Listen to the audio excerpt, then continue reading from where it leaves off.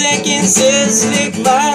İleride bugün içinde kötü bir ismi var diye sorsam söylemez ama benim hayali olmadığımın farkında değil galiba. Çok sevimlisin ve son derece deli gibisin. Farkında değil misin? Oh, oh, oh.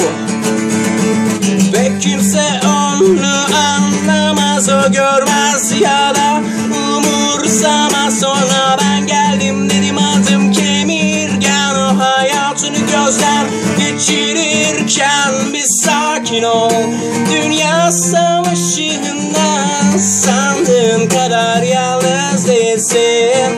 Arabamda sevdiğim kendini kesmemelisin.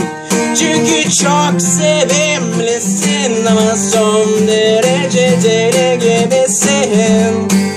Sanırım farkında değilsin. Oh, oh, oh. Yeterince beklerse biri kapısını çalar. İyi günlerinde saçlarını fırçalar.